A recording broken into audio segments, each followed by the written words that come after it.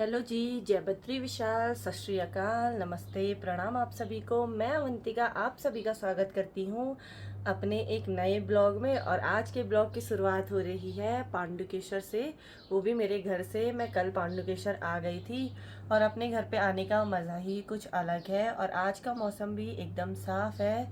तो चलो सबसे पहले आप लोगों को मौसम दिखाती हूँ। बद्रीनाथ वाली चोटी के साइड हल्के से बादल आ रखे हैं, लेकिन धूप बहुत प्यारी सी लग रखी है।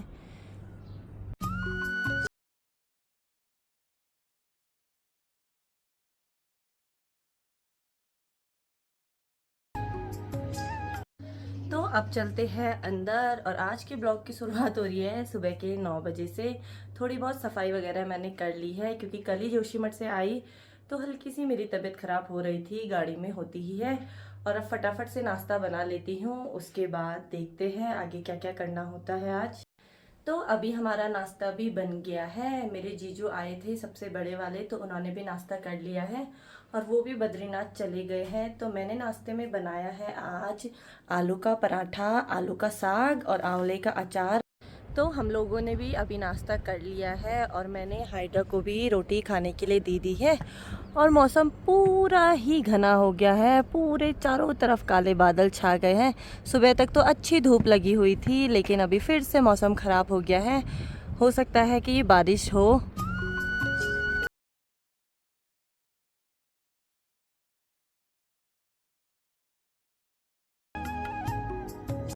तो अभी आ गई हूँ मैं किचन में और हम लोगों ने नाश्ता भी कर लिया है।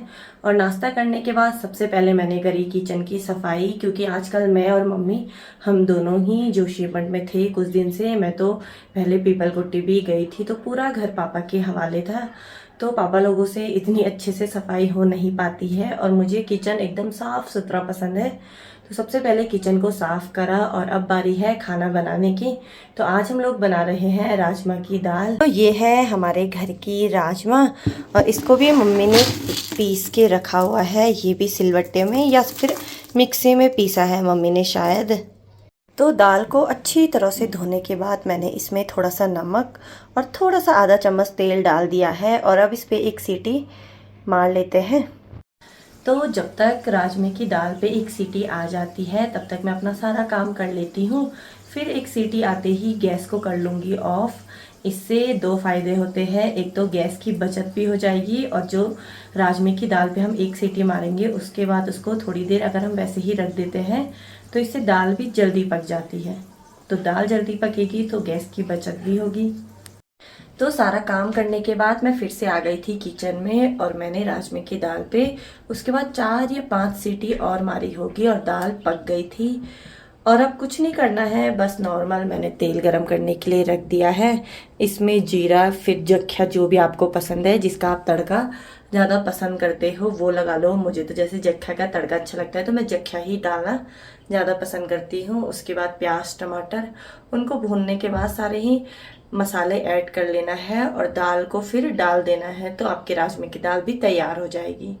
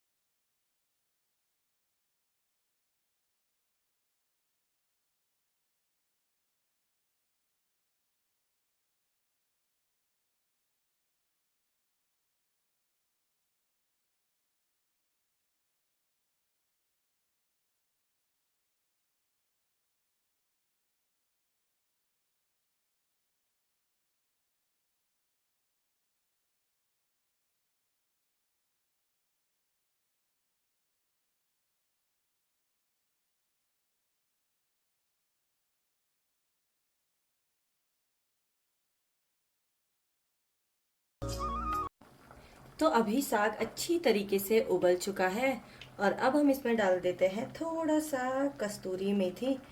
जिसका टेस्ट मुझे बहुत पसंद है, तो इसलिए मैं हर बारी डालती हूँ जब भी मैं राजमे की दाल बना लेती हूँ।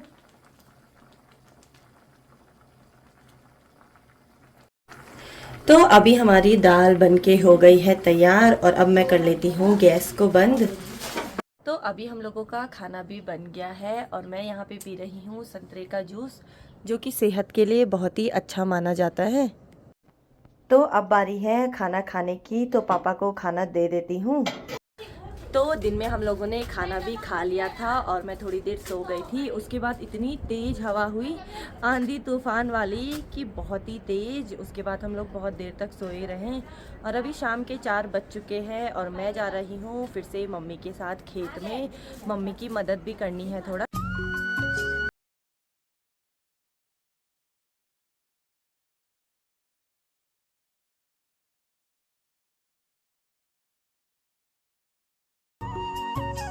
तो आजकल सभी लेडीज़ अपने अपने खेतों में फसल को बो रही है, क्योंकि अब टाइम है बद्रीनाथ जाने का।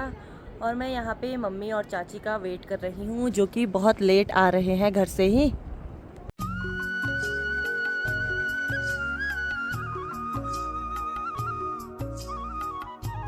तो इतनी तेज हवा हुई आज कि लोगों के पेड़ से चूली भी झड़ के नीचे गिर गई है। और यहाँ इनके सेब के पेड़ भी है, चूली के भी है, आड़ू के भी है, लेकिन इतनी तेज हवा हुई कि सभी कुछ झड़ के नीचे ज़मीन में गिर गए हैं।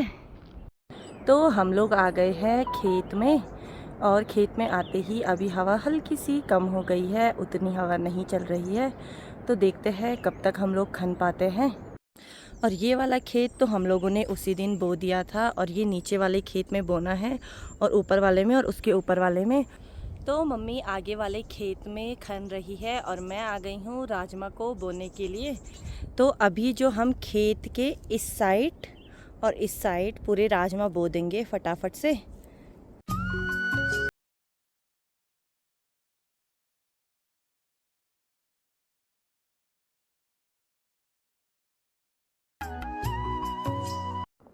तो ये है पहाड़ी करेला का बीज, जो कि बहुत ही मीठा और स्वादिष्ट होता है।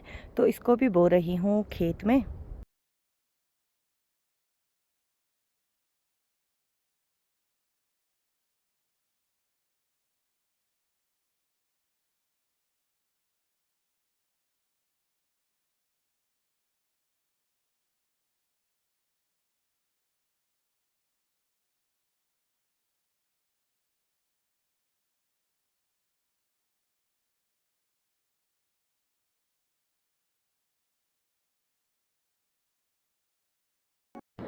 तो अभी हमारा खेतों का काम हो गया है कंप्लीट और नीचे वाले खेत में हमने बोया है चौलाई, जिसका आटा भी बनता है। और इस वाले खेत में बोया है झंगरू, जिसकी झंगरू की खीर बहुत ही टेस्टी होती है, मुझे तो अच्छी लगती है।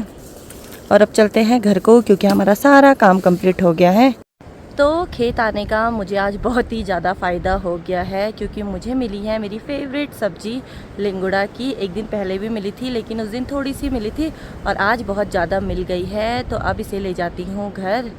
तो जैसे ही हम लोगों का खेत का काम कंप्लीट हुआ, उसके बाद फिर से तेज़ हवाएं चलनी स्टार्ट हो गई हैं और मम्मी और चाची चल रहे हैं आगे से और मैं जा रही हूँ उनके पीछे पीछे से। जय बद्री विशाला रे, विशाला रे, भूमि तेरी भूम्याला रे। तो खेत से घर आने के बाद तनिष्क आया था ऊपर घर पे और अभी रात के 7:30 बज चुके हैं। तो मैं जा रही हूँ नन्नू को छोड़ने। तो नन्नू बाय बाय करो। तो आज हमारे घर से थोड़ा ही दूर पे एक दीदी लोग रहते हैं, तो उनके घर में है कथा और कल उनके लड़के का होने वाला है मुंडन। तो इसीलिए सभी लेडीज़ मिलजुल करके रोटी बना रही हैं।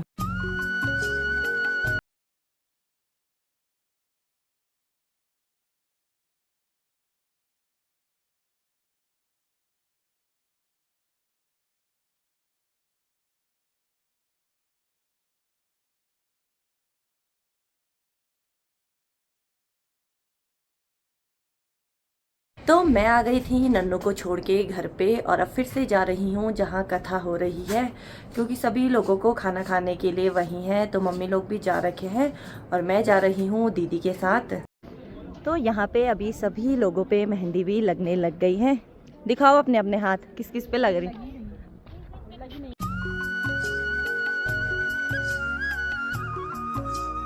तो अभी मैं खाना खा के आ गई हूँ घर और मेरे सर में हो रहा है आज बहुत ही तेज़ दर्द। तो अभी मैंने एक दवाई भी खा ली है सर दर्द की। और अब मैं आपसे मिलती हूँ एक नए ब्लॉग में। तब तक के लिए जय बद्री विशाल, जय श्री राम, बाय।